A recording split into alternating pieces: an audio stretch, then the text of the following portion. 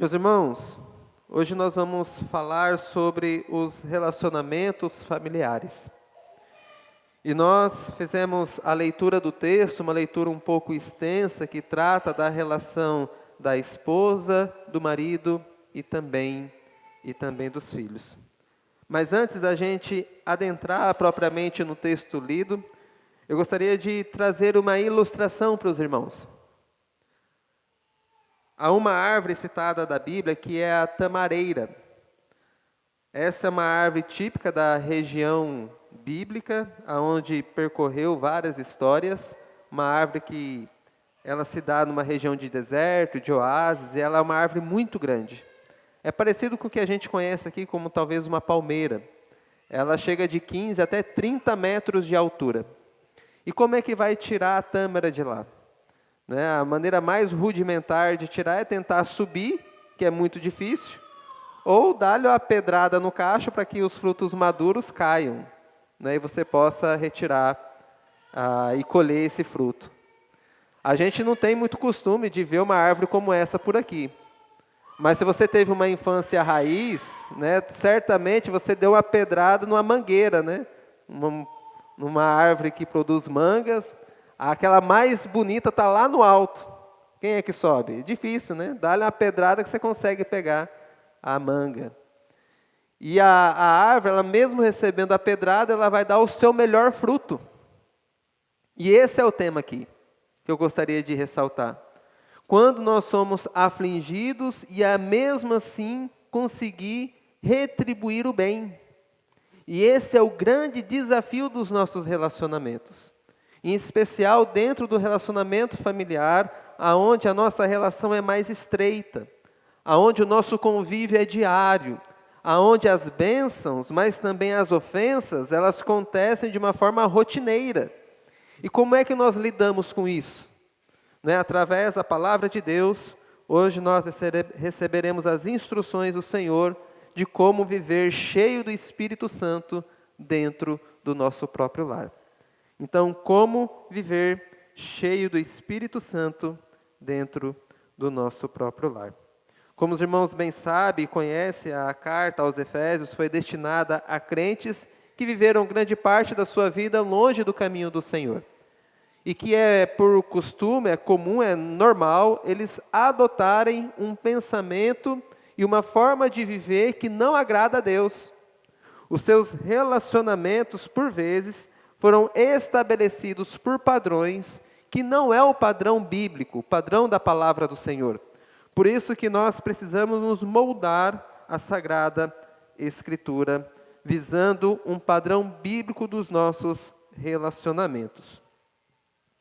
Devemos sim manter a unidade da igreja no vínculo da paz, como nós já vimos, nos encher do Espírito, como vimos na sessão anterior. E agora nós somos exortados a viver no Espírito, no lugar mais difícil, que é na nossa própria casa. Ninguém conhece mais os nossos pecados do que aqueles que convivem com a gente. Por isso que é uma grande dificuldade de viver o Evangelho dentro de casa. O propósito aqui do apóstolo Paulo é levar os crentes a estabelecer o padrão do Evangelho em seus relacionamentos familiares. E o padrão estabelecido aqui é o que os irmãos podem observar no verso 21. O verso 21, ele é o que vai trazer o elo de todos os nossos relacionamentos. Ele vai trazer a frase principal aqui da nossa passagem. Observe o que ele diz: sujeitem-se uns aos outros no temor de Cristo. Observe que o nosso padrão de relacionamento é de sujeição, é de submissão, tanto da esposa, como do marido, como também dos filhos. Sujeitem-se uns aos outros no temor de Cristo. Por isso, o primeiro foco que ele vai dar aqui, o primeiro personagem nessa relação, ele vai se dirigir a quem? O verso 22 nos aponta: as esposas, que cada uma de vocês sujeite ao seu próprio marido como ao Senhor. Meus irmãos, a palavra sujeição aqui, ela mostra o nosso dever como cristãos em nossos relacionamentos. E de uma forma especial, a relação da mulher com o seu marido. E o que a esposa cheia do Espírito Santo faz? Como nós vimos na sessão anterior, o nosso dever de sermos cheios do Espírito de Deus, falando entre nós com salmos, hinos e cânticos espirituais, nos enchendo do Espírito do Senhor, e como essa pessoa cheia do Espírito agora vai viver dentro de casa. Ela vai agora se submeter ao seu marido, que não é algo natural. O apóstolo Pedro, na sua carta, ele afirma, no capítulo 3, do verso 1 ao 4, vocês, esposas, estejam sujeitas cada uma ao seu próprio marido, para que, se ele ainda não obedece à palavra, seja ganho sem palavra alguma, por meio da conduta de sua esposa, ao observar o comportamento honesto e cheio do temor de Deus. Que a beleza de vocês não seja exterior, como tranças no cabelo, joias de ouro, vestidos finos, mas que seja no seu interior uma beleza permanente, de um espírito manso e tranquilo, que é agradável e tem valor diante de Deus. Como que uma mulher cheia do Espírito Santo, ela vive dentro da sua casa, na sua relação com o seu esposo. Qual que é a característica? Que ela tem um espírito manso e tranquilo. Nós temos alguns exemplos, meus irmãos, da Sagrada Escritura que nos aponta para esse perfil da mulher cheia do poder de Deus. Nós vemos o caso de Sara, como que ela se relacionava com o seu esposo. Os irmãos já ouviram e conhecem bem a história, né, de como que ela chamava Abraão de Senhor. Quando Abraão chegou em casa com uma visita inesperada, com 3 homens, para fazer ali uma refeição com eles, como que ela estava disposta também a servi-los. Então, é um exemplo de uma mulher de temor a Deus, que tem as suas fraquezas, que tem as suas dúvidas. Quando ela estava lá atrás da porta, lá ouvindo que eles estavam conversando sobre a promessa que ela iria gerar um filho na velhice ainda, ela deu risada, como incrédula da promessa de Deus, com as suas dificuldades. Mas uma mulher que temia Deus, que buscava honrar o seu marido, que o tratava como Senhor. Nós vemos Ana, dentro de uma relação familiar extremamente difícil. O seu marido tinha 2 esposas, Ana e Penina. Veja que a estrutura familiar era disfuncional, era algo que Deus não havia ordenado. Por conta disso, eles viviam em constantes conflitos. E o que Ana vai fazer no momento de aflição da sua alma? Ela vai orar ao Senhor. Quando o sacerdote até mesmo achou que ela estava embriagada, bêbada, o que ela diz? A sua serva está derramando a sua alma diante de Deus. Então o sacerdote ali atribuiu uma bênção a ela, dizendo: seja feita conforme a sua vontade, a vontade que Deus estabeleceu para a sua vida, que você seja abençoada. Então nós temos alguns exemplos, meus irmãos, de mulheres que foram piedosas. Olhar para a Sagrada Escritura e ver esses personagens. Não é? Maria, mãe de Jesus, recebendo a visita do anjo, dizendo que ela iria conceber e dar à luz um filho, mesmo sem ter conhecido homem algum. Qual que é a palavra da serva do Senhor? Seja feita em mim a vontade de Deus. Eu não sei como que isso vai acontecer, mas eis que eu estou nas mãos do meu Deus. Esse é o comportamento manso e tranquilo das mulheres cheias do Espírito Santo. Nós temos exemplos que são ruins também. Os irmãos conhecem Jezabel. O quanto que ela assumia a posição de liderança, perseguia os homens de Deus. Certa feita, o seu marido estava entristecido porque ele não conseguiu adquirir um campo, um terreno de um homem justo. O que ela fez? Manda matar esse homem e dá o campo para o seu marido. Ela toma a frente. Ela é destemida nesse sentido. Ela é caracterizada como aquela que é rebelde ao Senhor. Nós temos também Herodias, esposa de Herodes, que é caracterizada por quê? Pela manipulação, que odiava o servo de Deus porque ele falava a verdade. E qual que foi o desejo dela? Matar João Batista. E para isso ela usou a filha dela, ela influenciou o esposo a fazer aquilo que ele não queria fazer. Então veja, um perfil daquela que é cheia de si mesmo, de ser cheia de si mesma. Assim, meus irmãos e irmãs, é fundamental que a esposa dirija ao seu marido com respeito, não porque ele merece, mas porque é o dever de como mulher e esposa fazer isso. Veja que a relação aqui não depende do que ele faz para ela, mas da relação dela com Deus. Por que ela vai respeitar o marido? Porque ela ama a Deus. Não é porque o marido merece, mas por causa do temor que ela tem diante de Deus. Porque o marido é um pecador, é um miserável. E se não for a graça de Deus, ele vai para o inferno. E que ela tem que ter compaixão e misericórdia da vida dele, e auxiliá-lo e ajudá-lo no seu processo de conhecer a Deus, de caminhar com Deus. Esse é o perfil da mulher cheia do Espírito Santo. A exclusividade aqui da submissão ao marido. Alguns olham para este texto e vejam como algo impositivo, algo pesado, e que a mulher ela é escrava do homem, e não é isso. Ela está que cada uma seja sujeita ao seu próprio marido, e não qualquer homem, mas o marido pelo qual ela firmou uma aliança diante de Deus. A insubmissão, meus irmãos, é um claro sinal de um coração que ainda não foi transformado pelo poder do Senhor. Sem andar no Espírito, jamais vai conseguir ser a esposa que agrada a Deus e abençoa a família. E por vezes as mulheres que não têm marido, sempre haverá, meus irmãos, uma figura masculina para poder influenciar a vida de uma mulher.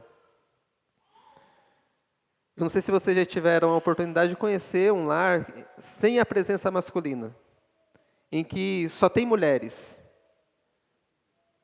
A falta de direcionamento, de uma estrutura, de uma orientação é muito clara. Às vezes, para fazer uma atividade simples, trocar uma lâmpada, trocar um chuveiro, coisa muito simples. Numa casa onde só há mulheres, há uma dificuldade muito grande nisso. De estabelecer ali uma firmeza, não só espiritual, mas emocional. Mostrando que as mulheres, elas precisam de alguém para liderá-las e conduzi-las. Todavia, a função delas é submeter ao governo bíblico do seu marido. Mas não apenas as mulheres devem serem sujeitas, mas também os próprios homens, os maridos. Como nós vemos a partir do verso 25, que nos diz assim: maridos, que cada um de vocês ame a sua esposa como Cristo amou a igreja e se entregou por ela, para que a santificasse, tendo-a purificado por meio da lavagem de água pela palavra, para apresentar a si mesmo como igreja gloriosa, sem mancha nem ruga, nem coisa semelhante, porém santa e sem defeito. O que o marido cheio do Espírito Santo, meus irmãos, deve fazer? Amar a igreja como Cristo, amar a esposa como Cristo amou a sua igreja. E o amor, meus irmãos, ele deve ser entendido aqui como o amor de forma bíblica. Porque hoje, quando se fala em amor, qual que é o pensamento que vem? É o cara, o galã, é aquele que sempre diz palavras bonitas. O amor está sempre relacionado a um sentimento do coração, não é? Aquele sentimento gostoso do coração quente. Mas o amor, biblicamente falando, ele não está restrito a um sentimento. O amor, biblicamente falando, é uma ação, é uma atitude, é uma decisão. O amor nos vai dizer a palavra de Deus em 1 Coríntios, capítulo 13, o quê? Que o amor é paciente, que o amor é longânimo, que o amor suporta as ofensas. Isso é amor. Em nenhum momento vai dizer que o amor ele está fundamentado num sentimento. E isso deve estar muito claro na visão e na perspectiva dos homens. Porque ele precisa entender o que é o amor para poder vivenciar isso e também instruir a sua esposa nesse caminho. E há razões, meus irmãos, para amar a esposa aqui tem um objetivo muito claro. Como Cristo santificou a igreja por meio da palavra, é também uma obrigação do marido crente santificar a sua esposa, por meio da palavra do Senhor. Então, o primeiro ponto aqui que os maridos precisam se atentar é o cuidado especial com a sua esposa. E até quando eles devem fazer isso? O verso 27 aponta para a gente. Para apresentar a si mesmo como igreja gloriosa, sem mancha, nem ruga, nem coisa semelhante, porém santa e sem defeito. Até quando vai o trabalho do marido sobre a esposa? Até ela seja perfeita. Vai conseguir isso nessa vida? Nunca. Qual que é a conclusão, meus irmãos? O marido vai ter trabalho com a esposa para o resto da vida. Para o resto da vida. Não tem esse negócio. É até a morte o separe, amigão. E você vai precisar lidar com uma pessoa pecadora todos os dias. E você vai precisar orientá-la espiritualmente, orar com ela e por ela todos os dias, porque é o seu dever como marido, principalmente, santificá-la. Como Cristo faz isso com a gente? Através da sua palavra. Por isso que o marido, em primeira instância, ele deve ser como líder do lar, aquele que tem o entendimento correto sobre Deus, para aplicar primeiro na sua vida e também na vida da sua esposa. O cuidado primeiro aqui é espiritual. E ele não terá fim nessa vida. E quão bom, meus irmãos, é poder ver o crescimento espiritual das pessoas que nós amamos. Poder vê-las caminhando na graça e no conhecimento de Deus. Não é um trabalho fácil. Veja que o exemplo apontado aqui pelo apóstolo Paulo é o próprio exemplo de Cristo, que ele se entregou a si mesmo. É realmente um trabalho sacrificial. Esse cuidado não é apenas espiritual, mas físico também, como vai apontar a partir do verso 28. Assim também o marido deve amar a sua esposa como ama o próprio corpo. Quem ama a esposa ama a si mesmo, porque ninguém jamais odiou o seu próprio corpo. Ao contrário, o alimenta e cuida dele, como também Cristo faz com a igreja. Então, primeiro ele traz um argumento espiritual, da lavagem pela água, e depois ele traz um argumento acerca do corpo, que nós fazemos bem para o nosso corpo, nós alimentamos e cuidamos bem dele. E esse cuidado também deve ser o cuidado para com a esposa. Cuidar não apenas da vida espiritual dela, mas também da vida física dela, como protetor, como provedor, simbolizando assim, né, aplicando assim o seu amor. Casamento, meus irmãos, é um grande mistério. Cuidar realmente não é algo fácil, né? As esposas, as mulheres, sabem do trabalho que dá cuidar, seja do marido, seja da casa. O marido, para cuidar da esposa, também existe um trabalho, exige um sacrifício. Mas nós só vamos conseguir fazer isso se de fato estivermos cheios do Espírito Santo de Deus. Senão nós iremos fracassar na nossa missão. O casamento realmente é um grande mistério. Observe o verso 31 e o verso 32. Eis porque o homem deixará o seu pai e a sua mãe e se unirá à sua mulher, tornando-se os dois uma só carne. Grande é este mistério. Que mistério grande é este que ele acaba de mencionar? O que ele acabou de dizer, a união de um homem e de uma mulher. É algo que naturalmente, racionalmente, a gente não consegue entender. Como que a junção de duas pessoas que são diferentes pode dar certo? E aí ele menciona, grande é esse mistério, mas eu me refiro a Cristo e à igreja. No entanto, também quanto a vocês, que cada um ame a própria esposa como a si mesmo e que a esposa respeite o seu marido. É como o autor de Provérbios disse, eu já vi coisas extraordinárias. Um navio, né, sobre as águas, como que algo tão pesado, tão imenso como aquele pode, né, navegar? É algo que desafia a gente. E ele vai citando coisas maravilhosas que ele contemplou na criação de Deus. Mas uma coisa ele não consegue entender, que é o caminhar de um homem com uma mulher. Porque como dois pecadores vão caminhar junto? Como dois que pensam diferente de diversos aspectos da vida vão caminhar junto? É só pela graça e pelo poder de Deus, meus irmãos. Quando você vê uma pessoa casada aí com 20, 30 anos, Deus parabéns. Ore pela vida dessa pessoa, porque com toda certeza não foi fácil chegar até ali. Porque casamento é um grande desafio e é só no poder de Deus que nós iremos continuar dentro de um casamento feliz.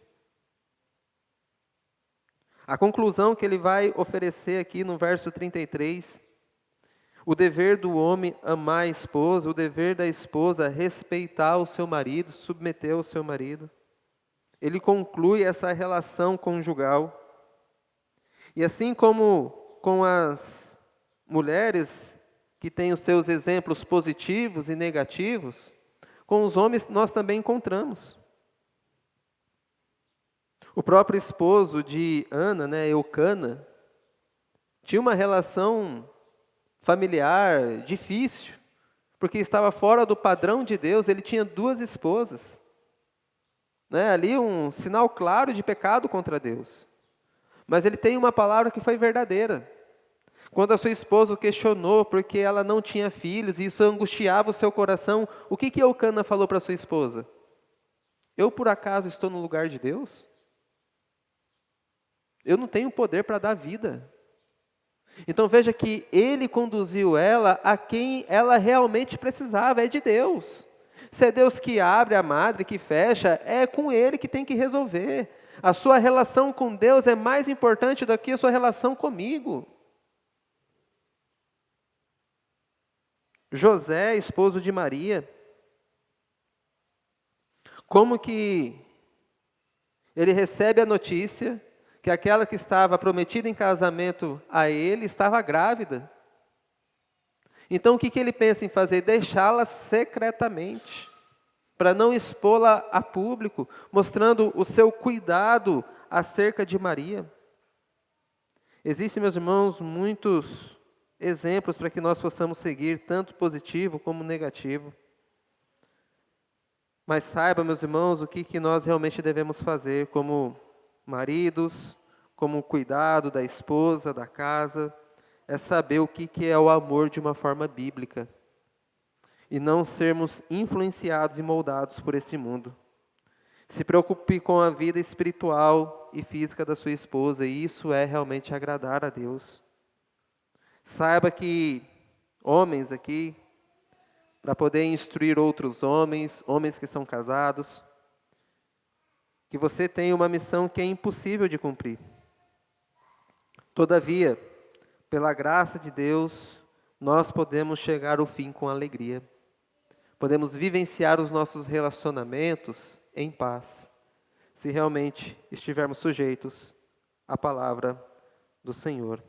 Então, tanto esposa, como maridos, como filhos, também devem se submeter. Observem o capítulo de número 6, o verso 1. Filhos, obedeçam aos seus pais no Senhor, pois isso é justo.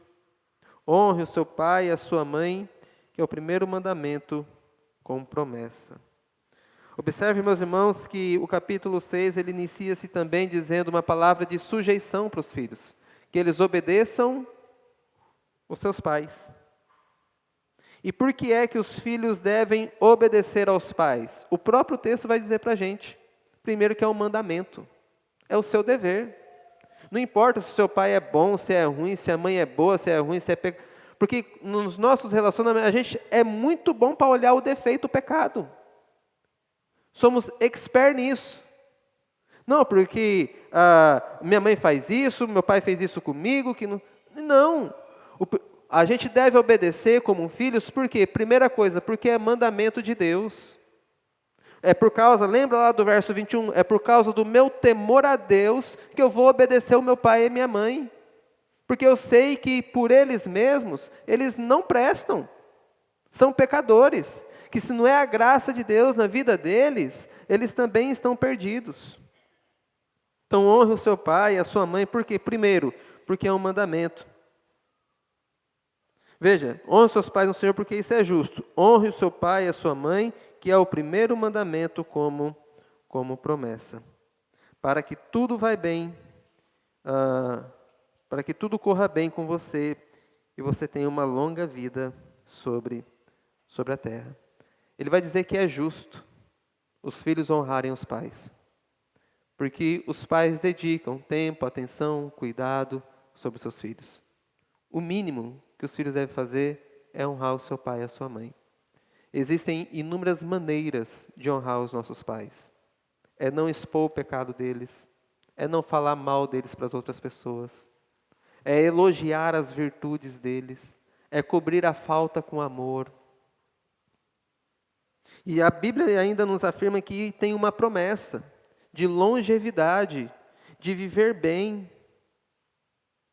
E como filhos da aliança aqui, o apóstolo Paulo se dirigindo à igreja, ele vai mostrar que os filhos têm por direito serem educados no caminho do Senhor. Por isso que a partir do verso 4, ele vai voltar a palavra para os pais, ele dizendo, e vocês pais não provoquem os seus filhos a ira, mas tratem de criá-los na disciplina e na admoestação do Senhor. Por que ele está fazendo isso nesse momento? Porque ele está mostrando o direito dos filhos. Os nossos filhos, antes de serem nossos, eles são do Senhor. Eles têm direito de serem ensinados no caminho de Deus. Entenda que o pai e a mãe têm dívida com o filho também. A dívida é de ensiná-los no temor do Senhor, a fim de que cresçam conhecendo verdadeiramente a Deus. Assim como nos casos anteriores, meus irmãos, nós temos exemplos de filhos que honraram e desonraram seus pais. Eu gostaria de enfatizar apenas um exemplo aqui nesse momento, que é de Isaac. A gente olha bastante para a vida de Abraão, quanto que ele exercitou a sua fé, né? Oferecer o próprio filho a Deus em sacrifício, né? Exaltamos a fé realmente que Abraão teve naquele momento de provação, mas olhe para o filho também. Olha Isaac naquelas circunstâncias. Ele junto com o pai, levando sobre ele a lenha para o holocausto, porque o holocausto era sacrificar o animal, e depois fazer uma fogueira para que ele fosse consumido por completo. Isso era um holocausto.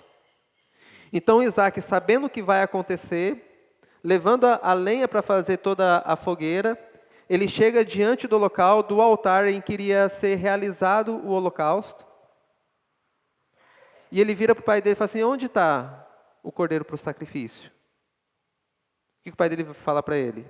Deus proverá para si o cordeiro. Enquanto isso, ele é colocado no lugar do cordeiro. Ele é colocado sobre o altar. O pai dele levanta o cutelo para dar nele. E o que Isaac faz? Reclama? Diz que ele não vai fazer aquilo? Não, ele submete à vontade do pai. Ele obedece mesmo num caso extremo como esse. Um caso extraordinário, mostrando o dever do filho honrar e obedecer o pai, mesmo sem entender direito o porquê. Então veja, meus irmãos, como que nós temos vários exemplos da palavra de Deus de filhos que honraram os seus pais. Perdão. Então, filhos, a aplicação para vocês é bem simples. É só obedecer e ser abençoado. Obedece e é abençoado. Honre o seu pai e a sua mãe, que você vai ter longevidade, qualidade de vida. Você vai evitar de passar por muitos males que seus pais já passaram. Obedecer os pais leva em consideração a opinião deles.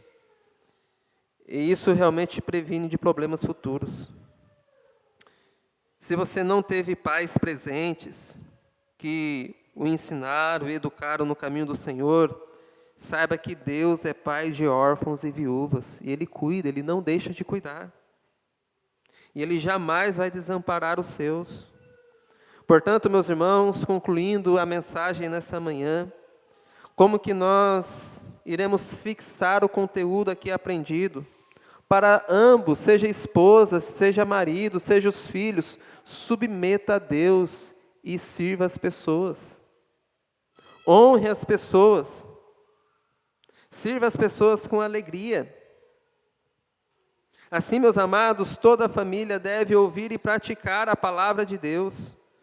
E aqui nós entendemos a palavra do Senhor sendo aplicada a esposo, a esposa, aos filhos, a família da aliança, recebendo as instruções do Senhor. O evangelho vivido na família, meus irmãos, tem grande poder para transformar as vidas.